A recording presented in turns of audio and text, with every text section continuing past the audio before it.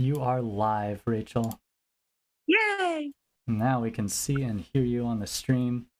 Thanks for tuning in, Rachel. I'm so glad. I I've know. done a lot of readings. I should give some backstory. We have a storied relationship. We knew each other in college. That was 10 plus years ago. we, Oh God! Thanks for aging me. yeah, Thank I you. know. Whoops. And uh, and and we've done plenty of readings over all those years.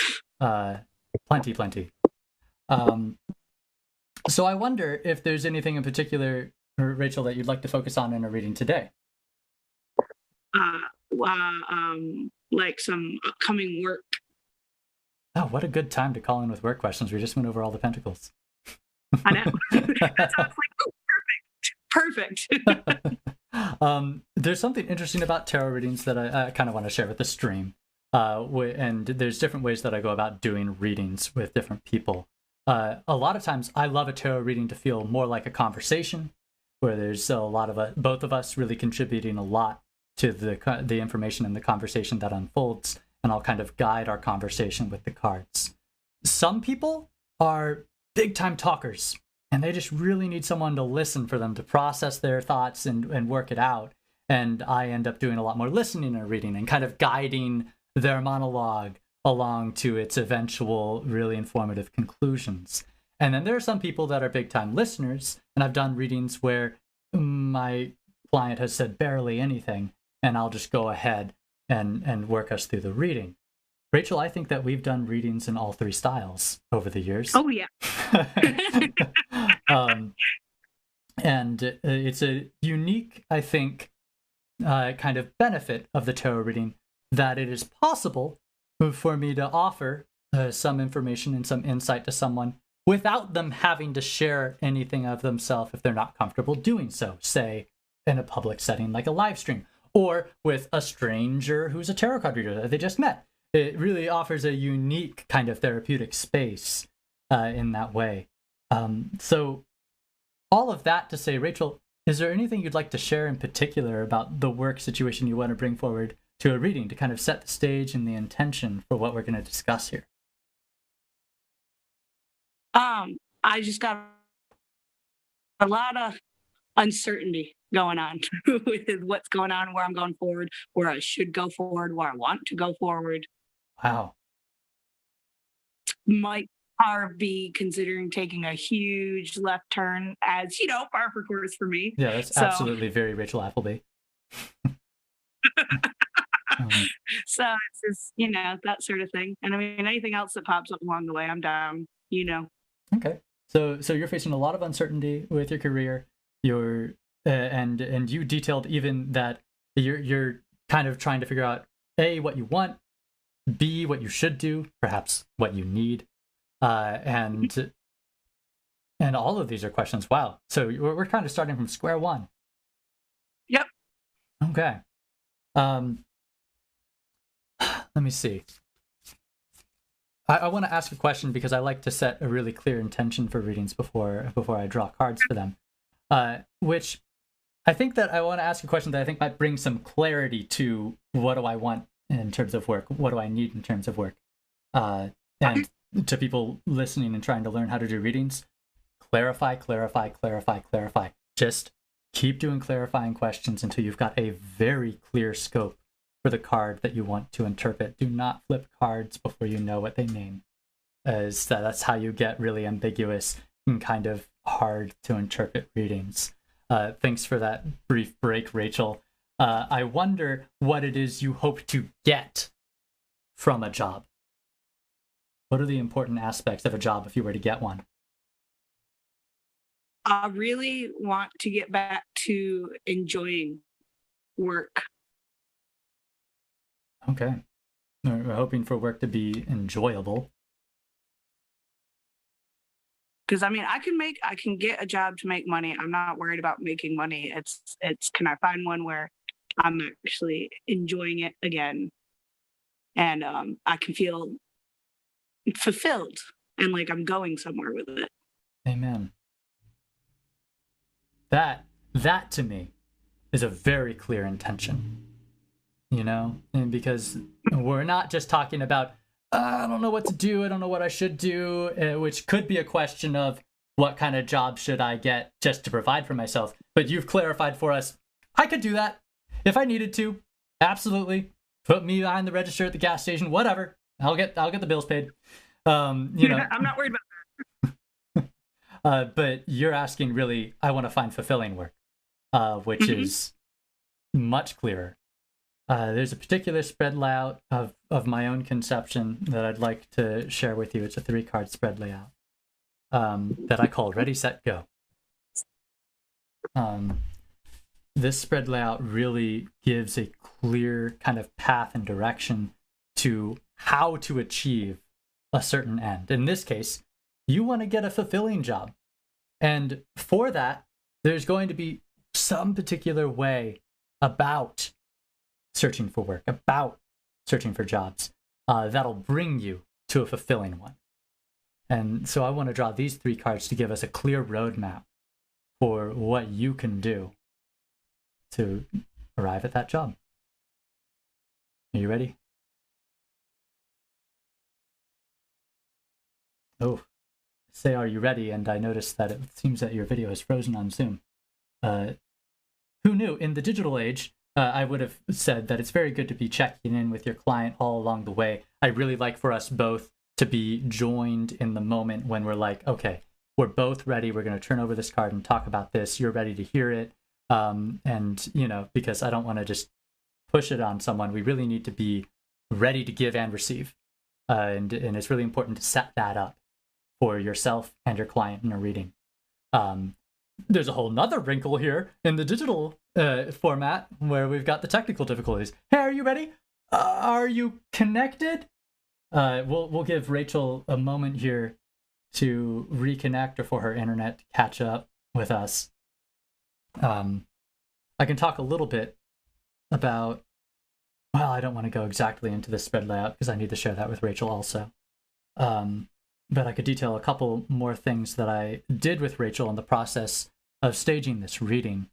I really like for my intentions for readings to be directed as much as possible by my client, so that I'm really reflecting and amplifying their intention, their will, their choice, and I'm looking to empower them with the kind of, oh, let me in, lol, says Rachel in the chat. So sorry, I've got that waiting room up and didn't even notice. Oh, this is funny. I believe that Zoom may have crashed on my end, which is, just a result of my computer working far too hard to try and run Zoom and all this at the same time. So it'll be a moment while my computer catches up and I restart Zoom and get Rachel on call again. But I was talking about how I'm trying to empower my clients' choices. So I really need to, get clear from them what it is they aim to achieve, and then get clear how it is we want to offer them information that'll help them with that aim. And that's sort of something I'm figuring out on the fly with readings. A lot of times I'll do a reading where I'll just draw a single card or a couple cards that are really targeted towards specific things that are coming up in our conversation. In this case, I felt like we had a really clear scope for a nice closed circuit, clean scope reading to drop a ready, set, go on and get a cool, complete message from. Wow, it's going to be a moment for my computer to work this out. There we go, Zoom's closing. So I went ahead and I decided that ready, set, go was going to be good. Pretty sure that I'll be able to do this and cover everything. But whenever I'm doing a reading, I'm very open, and in fact, I encourage anyone to be open for follow-up questions. Because sometimes you start a reading and it brings you into a subject that goes a lot deeper than you originally anticipated. So a lot of times I might do a ready, set, go, and that'll give us a little idea, but it'll bring up some new questions. And maybe we'll start investigating those new questions further on in the reading. I'll check with my clients, at partway or towards the end of a reading. Is that clear for you? Are you feeling like you are empowered and ready to go forward with the playbook that we just laid out? Let's see if I can get Zoom working here. Dun, dun, dun. Please work. Please work. Hey, anyone know if Mercury's in retrograde? Our favorite thing to point to whenever technology is giving us trouble. Truth be told, as soon as I have made the providence for myself from my own work, I will be investing in a new computer that's more up to snuff. I'm ready to do this. Okay, great. I've got Zoom reopened and I'm reconnected. Okay, I'm ready for you now, Rachel. Go ahead and hop on to Zoom. Thanks for your patience, everyone.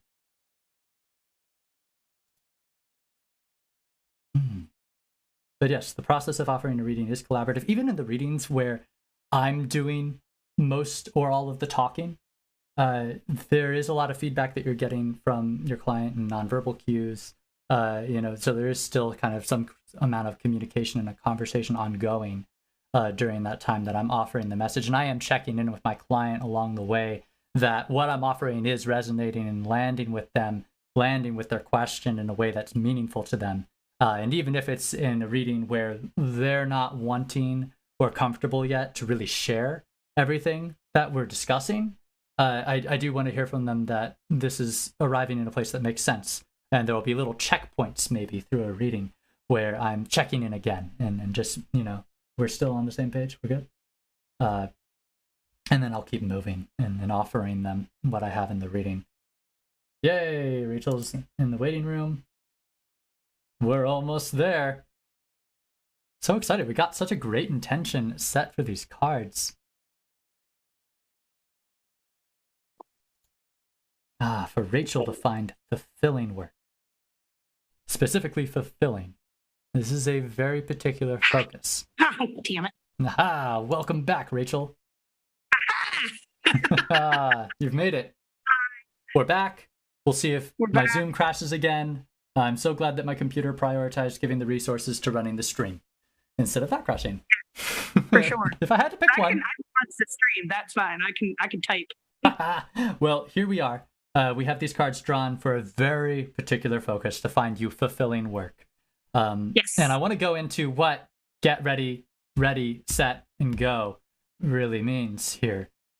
Get ready is almost kind of expository. It sets up a little bit of what's relevant in your life in this situation. Get ready. These are the elements that are at play that you can't control that already exist. This is just where you are with particular focus to this situation. In terms of finding fulfilling work, here's where you are. Here's where we're starting from and working from. That's all illustrated in Get Ready. Get Set talks about the mindset that you employ that situates you to really be successful at finding fulfilling work. And this is just a guiding principle to be like, think like this. If you really want to achieve that end, you have to be in this mindset, to get there.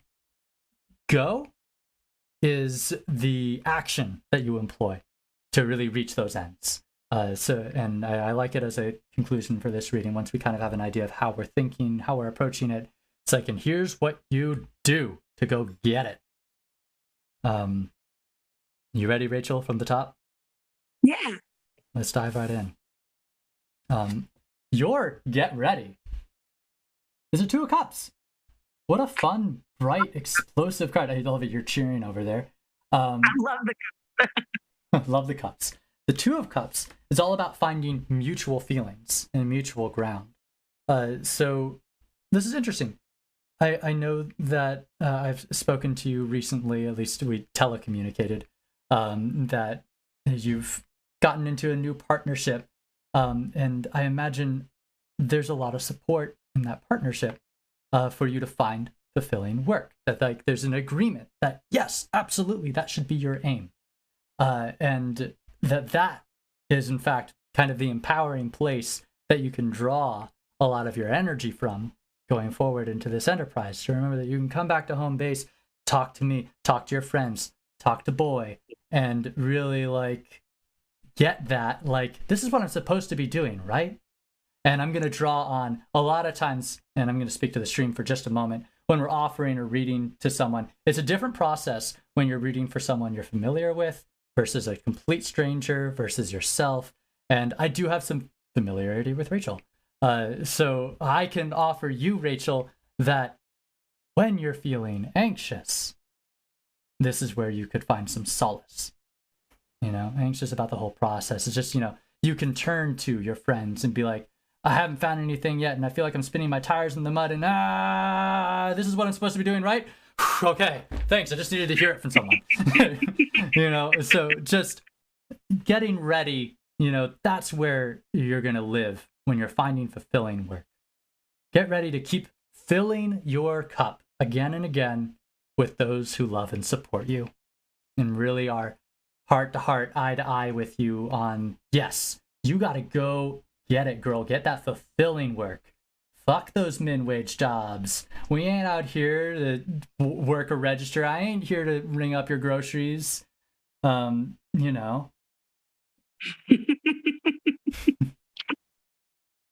are a lot of times, and I'll speak to the stream again for a moment, where I'd check in with my client that they're ready to move on to the next card. And a lot of times where I'll just intuitively feel, it's time. We're ready. And this is one of those times that I'm like, we're ready for get set. And I didn't feel too much need to ask you. I was just like, let's go. What's my mindset? That really puts me in a place to get that fulfilling work. This is going to be a very interesting message. We've drawn the devil. I'm going to do this in 2 parts here. I'm going to describe a little bit about what the devil really speaks to, and it'll be new information for the shuffle because we haven't gone over the major arcana yet. And then exactly how it applies in this very interesting, specific, focused place in this spread. Because how you draw a card and where you draw a card can completely change its message. And this is a very interesting draw for the devil. The devil illustrates okay, get the wiggles out. The devil kind of illustrates this the funny scenario of being attached to something that you valued for a long time and considered has to be what I'm after. In this story, there's 2 people who have explored a dungeon, and they found the treasure chest, the fabled treasure chest that they went questing after. They found it, and they're pulling it out of the dungeon, and they can see the exit. It's right there down the corridor, and they're getting so close, but suddenly, with every step they take towards the exit, these chains appear, binding the chest in place. And every step they take, another chain appears, and it becomes more and more immovable. And there's a very important thing to point out about this, that none of the chains are on the people. They are only on the chest. And that the people, at any moment, could let go of the chest and walk right on out and be scot-free. The devil can't really trap us, can't take away our power of free choice and free will. But the devil can kind of delude us into attaching ourselves to certain things that keep us stuck. In this story, these people are so attached to the idea that they need this treasure chest that they are willfully holding themselves in place to those chains. And to get out of the devil's grasp, you simply have to release yourself from the attachment of those things that you're now learning weren't serving you, or you couldn't actually get in the end. In this focus, and Rachel, I wonder if there's something that you'd like to share, because it looks like this has brought up some feelings for you. I've literally talked about this and said, I feel like I'm attached to something and I'm not going to get to that something.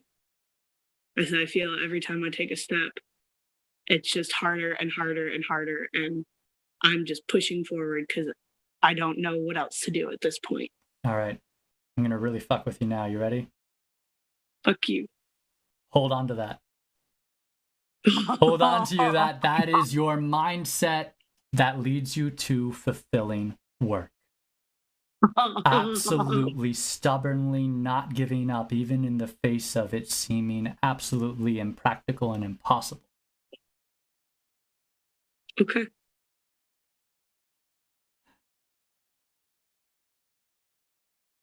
That's awesome. Cool.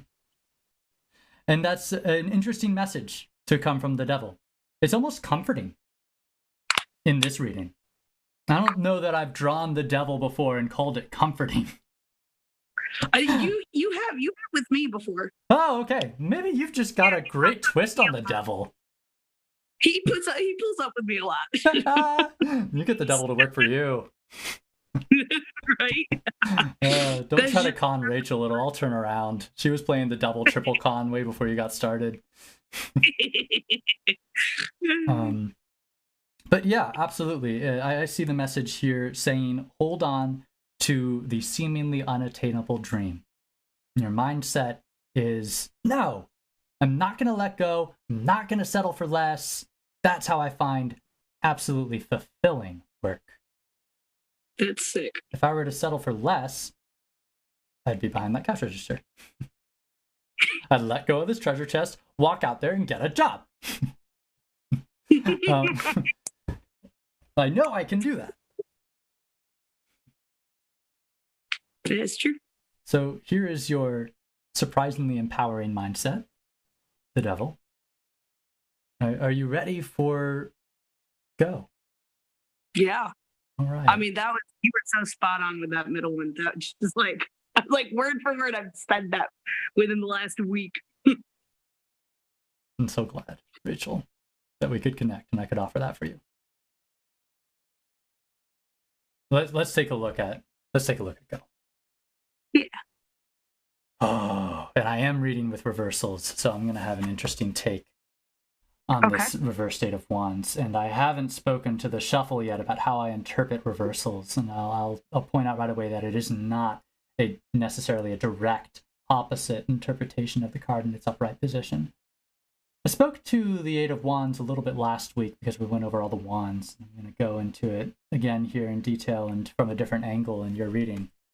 The Eight of Wands is about really just throwing your whole weight into it and expending yourself at 110%, and then tomorrow at 120%, and the next day at 150%, and just not stopping. These wands are rocketing through space. They are moving. You are full steam ahead. And when I look at cards in their reversed positions, I usually see them as, for some reason, not making their natural progression to the next step in the cycle. There's either a distinct absence of this, or we're stuck in it. We're in a perpetual, and that's where I was going to interpret it in this reading here, kind of a perpetual state of really putting yourself out there, passionately, wholly, and completely, even though it's not going anywhere.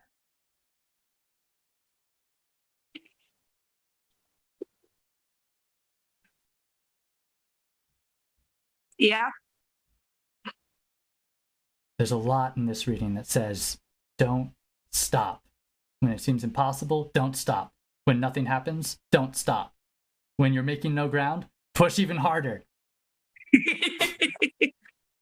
And when you're tapped out, find someone who loves you. And remember that, baseline, your fulfillment and your emotional fullness and wholeness is absolutely provided for by those people.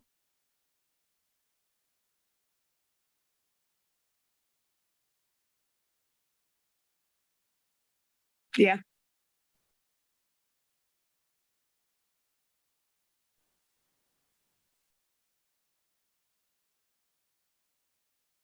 Well, I mean, that was exactly what I needed, so.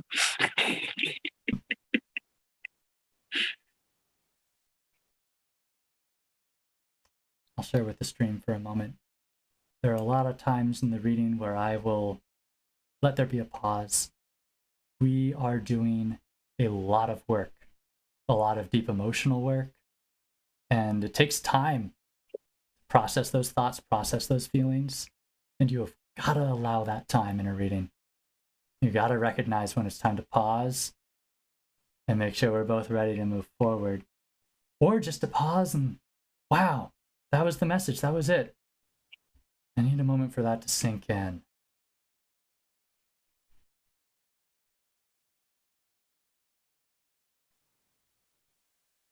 Yeah.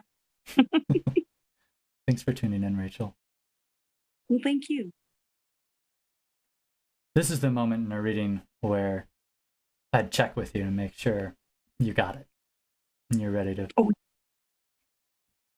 A lot of times when I'm asking that question, kind of know the answer, but I want to give my client the opportunity to be empowered and say, yes, I'm ready.